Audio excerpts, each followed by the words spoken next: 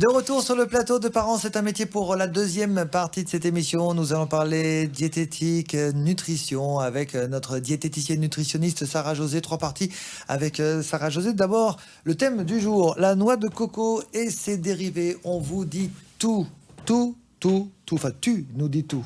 C'est ça. C'est bon la noix de coco. C'est bon et on la voit vraiment partout maintenant fleurir dans les... alors au départ ça a commencé sur les réseaux sociaux, évidemment les magazines etc. On les trouve dans toutes les recettes, également très présents chez les véganes. Est-ce que vous savez un petit peu pourquoi c'est une star cette noix de coco? Je crois. J'ai ouï dire, je suis pas sûr, mais non, j'ai ouï dire que c'était c'est une star américaine qui nous a mis un petit peu la Madonna, une star, la exact. Isla Bonita. C'est ça, c'est elle en fait qui l'a propulsée Ouais, au rang de Madonna. star. Et oui, il y a quelques années maintenant, et ouais, bravo, et c'est elle. Et question popularité justement, donc on a la noix de coco, on a aussi justement l'huile de coco. C'est pas pareil. Non, alors il faut vraiment pas confondre.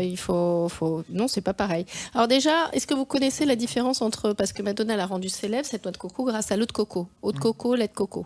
Alors l'eau de coco et le lait de coco, on peut le mettre dans du jus de fruits et c'est excellent. L'eau de coco? Non, le lait de coco. Le lait de coco? Oui. Ouais, alors après, ça va tenir un petit peu. En fait, l'eau de coco, c'est tout simplement lorsque la noix de coco, elle n'est pas encore arrivée à maturité et c'est translucide. Oui, c'est de l'eau qui est à l'intérieur de la coco. Exactement. Le lait de coco, en fait, c'est Je vraiment... viens des îles, hein, donc Non, mais c'est très très bien. nous on boit du lait de coco. Voilà. Et justement, en fait, l'eau de coco, alors, elle est assez appréciée. Alors, on lui prête énormément de vertus et elle est très appréciée des sportifs parce qu'elle est isotonique. Alors, qu'est-ce que c'est isotonique? Elle est proche du plasma. Donc, elle va ni acidifier le sang, ni le basifier, tout simplement. Donc, elle est très appréciée, mais bon, elle n'est pas non plus si extraordinaire que ça. Elle a quelques minéraux, un peu de calcium, de magnésium. Mais voilà. Alors, l'avantage pourquoi les sportifs l'aiment, c'est parce que en réhydratation, elle est très bien et puis elle ne provoque pas de ballonnement. Pas d'inconfort digestif en tout cas. D'accord, mais bon, en même temps, lorsqu'on a la noix de coco et qu'on est sportif, si on est en train de courir, on a intérêt à avoir la machette avec, hein, parce que ça fait... Non, maintenant ça se trouve en fait, il y a des grandes enfin il y a une marque maintenant qu'on voit fleurir dans les grandes surfaces. Ouais, tout à fait. Voilà, dont je tairai le nom, mais qu'on voit maintenant. On la trouve, d'autres marques s'y sont prêtées aujourd'hui. Hein. Voilà, l'eau de coco. Pourquoi pas? Eau de coco ou lait de coco. Pourquoi pas? C'est assez neutre. D'accord. Ensuite, il y a, alors justement, comme dans les dérivés, il y a aussi l'huile de coco, justement. Alors, l'huile de coco qu'on trouve... C'est plus pour la peau, ça, non?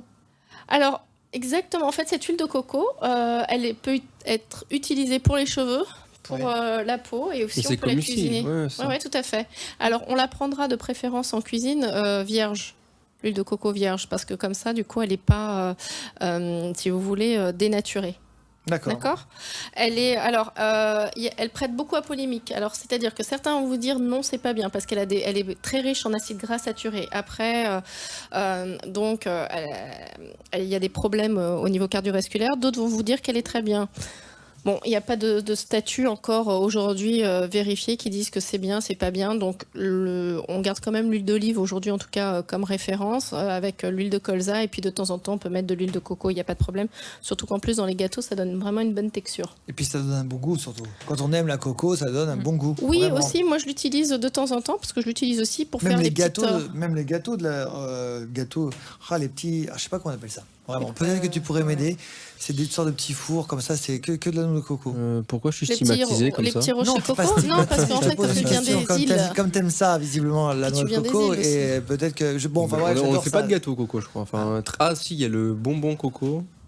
Rocher coco? C'est ça que tu voulais? Et puis, non, mais... oui, c'est ça, le rocher coco. Voilà, exactement. Le rocher coco, en fait, c'est du blanc d'œuf et de la pulpe de coco. D'accord. Tu vas pas mettre Et dans les trucs asiatiques, là, sur les boules de coco, ça aussi. Les boules de coco, c'est bon. À mettre au micro-ondes, ça. C'est une tuerie. Vraiment. C'est bon. Ah oui. C'est de la pâte de riz en fait avec de la crème de soja à l'intérieur et cette pâte de riz elle est juste roulée en fait dans de la noix de coco sèche. Alors on nous fait signe, il faut qu'on aille vite, c'est ça? C'est ça. C'est ça, voilà. C'est ça, un grand patron il a dit, attention. Le grand patron. Donc José. Voilà. Alors, il y a aussi le lait ou la crème de coco. En fait, tout simplement, en théorie, c'est de la crème qui provient de la chair. Sauf que, tous ces crèmes de coco, enfin toutes, non, c'est pas vrai. Certaines crèmes de coco, soyez vigilants parce qu'au niveau des ingrédients, vous avez d'autres additifs. Il y a également, on va trouver, c'est la farine de coco. Alors, qu'est-ce que c'est la farine de coco? C'est après le pressage de la noix de coco, on a extrait, pour extraire l'huile, il reste la pulpe. Et c'est cette pulpe qu'on va en fait sécher et moudre. D'accord. Alors, elle est très intéressante, cette farine de coco, mais vous allez la mélanger à d'autres farines parce que sinon, votre gâteau, il va rester très compact. D'accord? Et puis, est-ce que là, j'ai envie de te poser une question, est-ce qu'il aura le goût de la coco aussi, du goût de coco? Parce que le goût de Non, coco, la c'est quand même farine, très particulier. j'ai utilisé la farine pas trop. C'est comme, justement, c'est intéressant parce que tu m'amènes sur justement un autre dérivé, c'est le sucre de coco, qui a très peu le goût de coco. D'accord. Vraiment. Ok. Je Voilà. connaissais même pas. Hein. Le sucre de coco. Alors, pour le coup. le sucre de coco, c'est intéressant. Je vous en apporterai. Le sucre de coco, il est au niveau goût, On la connaît couleur. celle-là. Mais si, promis. Je vous assure que je vais réussir un tour de Pour Noël. passe-passe. Je vais réussir un tour de Mais passe-passe encore, et vous en ramener. Je vous en rapporterai confiance. à toutes les émissions. Hein. C'est quoi, c'est la 60e? Ouais, toujours pas, hein. Exagérons rien quand même, mais presque. Alors, pour la petite histoire, le sucre de coco, il a eu vent, justement, dans les blogs culinaires, très tendance, celle-ci, etc., parce que on lui attribue une certaine vertu, c'est-à-dire d'avoir un IG, un index glycémique très bas. C'est-à-dire, en fait, quand vous le mangez, le sucre arrive un peu moins rapidement, ce sucre de coco. Sauf que cette étude, donc, qui dit que l'IG de la noix de coco donc, à 35 est basse, elle n'est faite que par ses producteurs de noix de coco.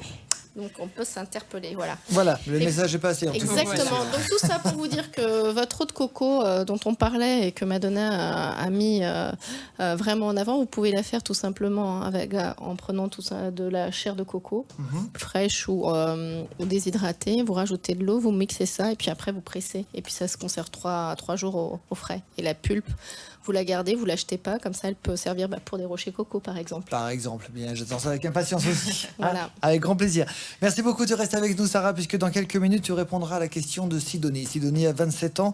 Elle nous a écrit de Cannes, dans les Alpes-Maritimes. J'adore boire du thé et des tisanes, mais je suis enceinte de 2 mois. Et j'ai entendu dire que ce n'était pas bon pour mon bébé. Vrai, faux? La réponse à votre question, Sidonie, juste après ceci. À tout de suite.